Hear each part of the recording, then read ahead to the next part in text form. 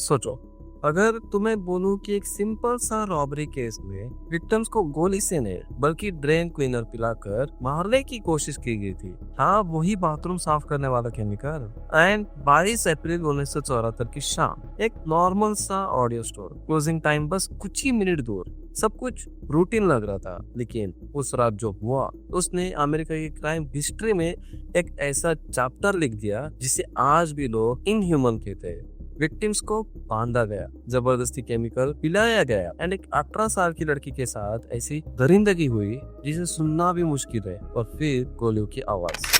3 लोग वहां से कभी घर वापस नहीं गए। 2 लोग जिंदा बचे, लेकिन उनकी जिंदगी हमेशा के लिए बदल गई। और सबसे शॉकिंग बात, इस क्राइम में शामिल 6 लोगों में से सिर्फ 3 को ही सजा मिली, बाकी हवा हो गए। ये है हाई-फाई मर्डर्स की कहानी। एक ऐसा केस जो सिर्फ ब्रूटल नहीं बल्कि कंट्रोवर्सी और रेशियल बायस के एलिगेशन से भी घिरा रहा। एंड आज हम जानेंगे उस रात एग्जैक्टली क्या हुआ था और क्यों ये केस आज भी लोगों के जहन में डर बना के जिंदा है। क्लोजिंग टाइम से बस थोड़ी देर पहले 2 वैन्स धीरे से 2323 वॉशिंगटन बॉलवर्ड पर रुकती है। अंदर बैठे हुए थे डायरेक्ट शर्बी, विलियम्स एंड्रूज, कीथ रॉबर्ट्स और 3 और आदमी। प्लान रेडी था। 4 लोग हाथ में गन लेकर स्टोर के अंदर घुस गए। 2 लोग बाहर वैन के पास ही रुक गए। गेटवे के लिए सब सेट था। उस वक्त स्टोर के अंदर सिर्फ 2 लोग थे, 20 साल का स्टैंडी वॉलकर और 18 साल की शेरी मिशेल। उन्हें बिल्कुल भी अंदाजा नहीं था कि अगले कुछ मिनट में उनकी जिंदगी हमेशा के लिए बदल देंगे। गन्स उनकी तरफ पॉइंट की गई। उन्हें जबरदस्ती नीचे बेसमेंट में ले जाया गया।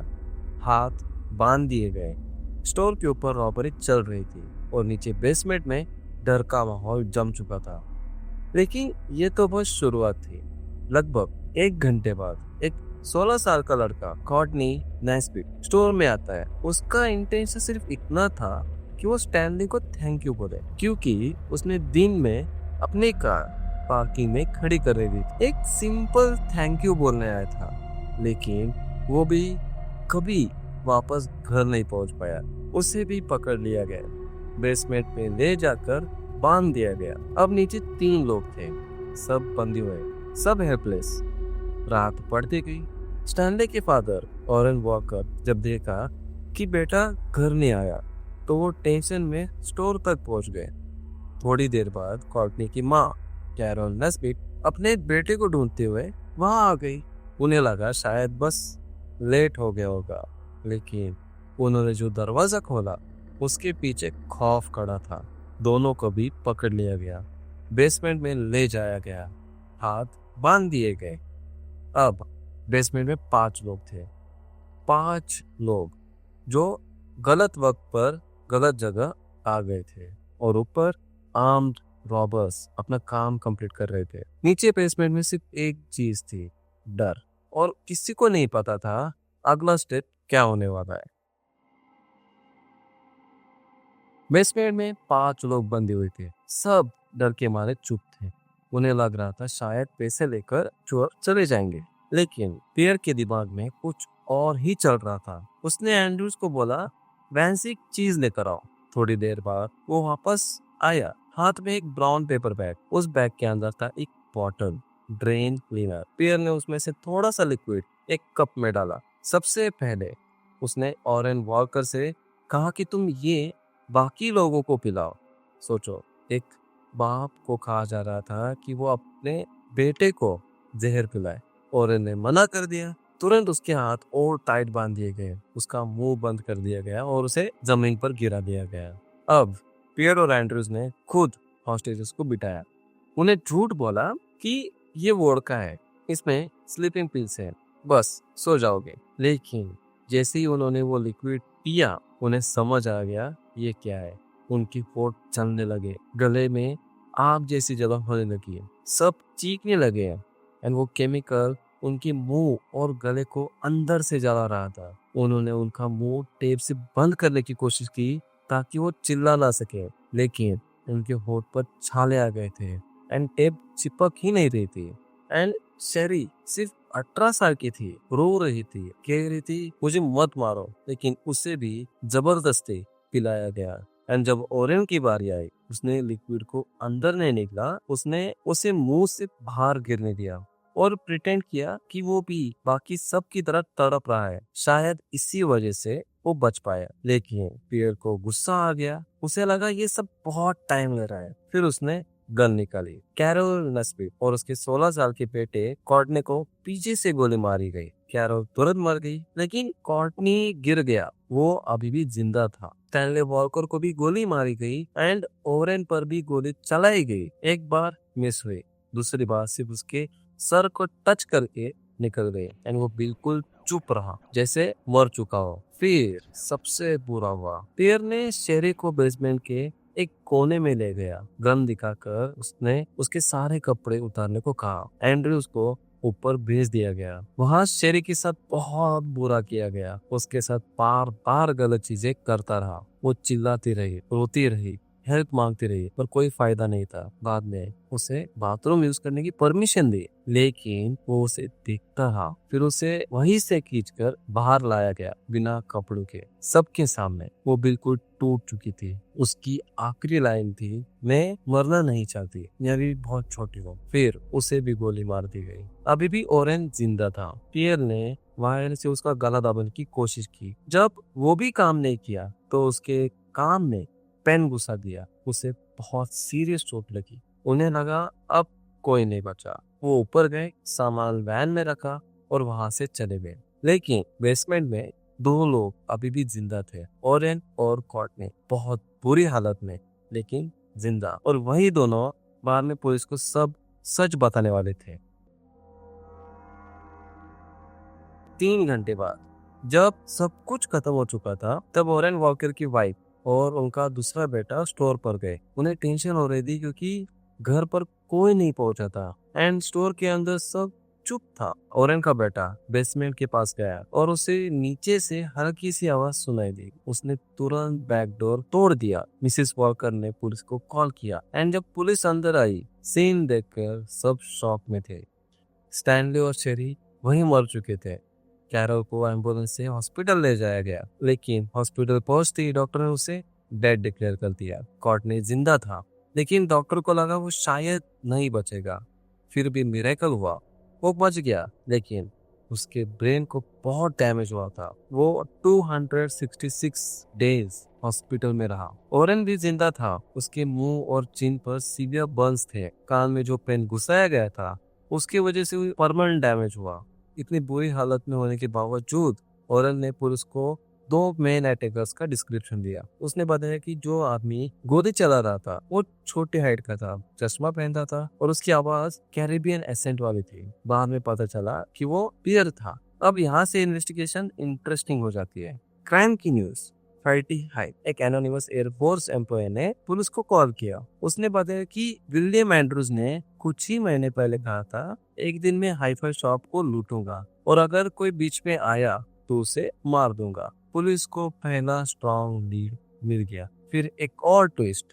फिर एयरफोर्स बेस के पास 2 टीनेज लड़के डंपस्टर में चीजें ढूंढ रहे थे। उन्हें कुछ वॉलेट और पर्सेस मिली। जब उन्होंने आईडीज देखी तो उन्हें समझ आ गया कि ये विक्टिम्स की है। उन्होंने तुरंत पुलिस को इन्फॉर्म किया। अब पुलिस का फोकस एयरफोर्स बेस पर चला गया। डिटेक्टिव डिलो वाइट एक स्मार्ट मूव किया। उसे लगा किलर्स क्राउड में ही हो सकते हैं। जब डंपस्टर से एविडेंस निकाला जा रहा था, जब वो जानबूझकर ड्रामा क्रिएट कर रहा था, हर चीज को टाउन से ऊपर उठाकर हवा में दिखाता, लाउड टोन में बोलता ताकि क्राउड का रिएक्शन देखे। ज्यादातर लोग चुप खड़े थे, लेकिन 2 आदमी पियर और एल्ट्रियस बहुत रेस्टलेस थे, इधर उधर घूम रहे थे, जोर से बात कर रहे थे, हाथ हिला रहे थे। उनका बिहेवियर अलग लग रहा था। डिटेक्टिव ने वही नोट कर लिया। उन दोनों को क्वेश्चनिंग के लिए ले जाया गया। फिर उनके बैरक्स के लिए सर्च वारंट लिया गया। पुलिस को वहां से हाईफाई शॉप के फ्लायर्स मिले और एक स्टोरेज यूनिट का रेंटल पेपर में मिला। जब स्टोरेज यूनिट चेक किया गया तो वहां वहां से स्टोरल स्टीरियो इक्विपमेंट मिले, सीरियल नंबर मैच हो गए और वही हाफ एम्प्टी ड्राइनो की बोतल भी मिली। अब सब क्लियर हो रहा था। कुछ हफ्तों बाद तीसरे एयरफोर्स एयरमैन कीथ रॉबर्ट्स, इसको भी अरेस्ट किया गया। इन्वेस्टिगेशन में पता चला कि वो रॉबरी में शामिल था, लेकिन वो वैन नहीं था। इस तरह धीरे धीरे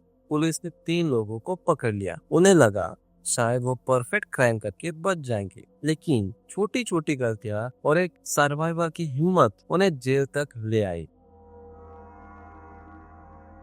डेथ सेंटेंस मिलने के बाद केस खत्म नहीं हुआ था। NAACP और एमनेस्टी इंटरनेशनल जैसे ऑर्गेनाइजेशन ने कैंपेन स्टार्ट किया। उनका कहना था कि पियर और एंड्रूज को फेयर ट्रायल नहीं मिला। उन्होंने पॉइंट उठाया कि दोनों अक्यूज ब्लैक थे, जबकि विक्टिम्स और जूरी के सारे मेंबर्स व्हाइट थे। NAACP ने डिमांड किया कि उनकी डेथ पेनल्टी रिवोक की जाए, क्योंकि ट्रायल में रेशियल बायस हो सकता है। एमनेस्टी इंटरनेशनल ने यह भी कहा कि जूरी पूल में जो एक ब्लैक मेंबर था उसे प्रोसिक्यूशन ने हटा दिया, लेकिन बाद में पता चला कि उस जूरर को इसलिए रिमूव किया गया क्योंकि वो लॉ एनफोर्समेंट ऑफिसर था और केस से जुड़े काफी लोगों को पर्सनली जानता था। एंड्रूज ने भी जुडिशियल सिस्टम पर रेसिज्म का आरोप लगाया। एक और इंटरेस्टिंग बात, पॉप जॉन के रिप्रेजेंटेटिव की तरफ से एक लेटर भेजा गया जिसमें उठा के 40 क्लर्की मेंबर्स के सिग्नेचर्स थे। उस लेटर में एंड्रूज के लिए क्लेमेंसी मांगी गई थी, लेकिन Church of Jesus Christ of Latter Day Saints ने इस रिक्वेस्ट को सपोर्ट नहीं किया। पियर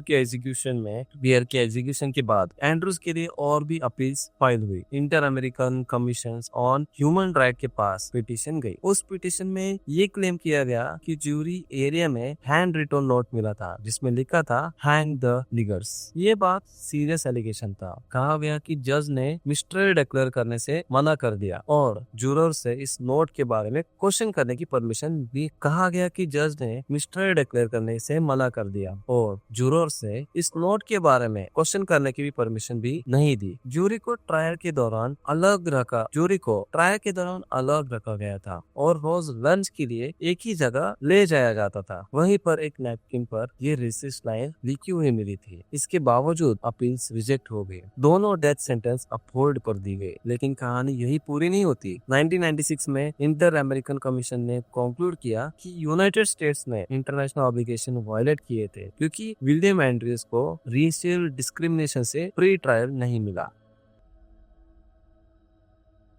22 अप्रैल 1974 एक सिंपल सी रॉबरी से शुरू हुई कहानी अमेरिका का सबसे ब्रूटल क्राइम्स में से एक बन गई। एक बेसमेंट, 5 लोग, 3 जिंदगियां, वही खत्म। 2 लोग जिंदा लेकिन हमेशा के लिए बदल गए। पियर और एंड्रूज को डेथ पेनल्टी मिली। रॉबर्ट्स जेल गया, एग्जीक्यूशन हो गई, फाइल्स बंद हो गई, केस ऑफिशियली क्लोज हो गया। लेकिन सवाल बंद नहीं हुए। क्या जस्टिस मिल गया या सिस्टम में कहीं बायस था? क्या सब गिल्टी लोग पकड़े गए या कुछ सच कभी सामने ही नहीं आया? एक तरफ विक्टिम्स के परिवार थे जिन्हें कभी उनके अपने वापस नहीं मिले, दूसरी तरफ डेथ पेनल्टी पर चलती डिबेट और बीच में एक कोर्ट रूम जहाँ इंसानियत, रेसिज्म और कानून सब टकरा रहे थे। वॉरेन वॉकर ने अपने बेटे को खोया, फिर भी कोर्ट में खड़े होकर सच बोला। कोर्टनी ने जिंदा रहकर भी अपनी यादें खो दी। जो शादी के सपने देख रही थी वो कभी 19 साल की नहीं हो पाई। और आज भी जब हाई-फाई मर्डर्स का नाम लिया जाता है, लोग सिर्फ क्राइम को याद नहीं बल्कि वो याद करते हैं कि एक गलत डिसीजन, एक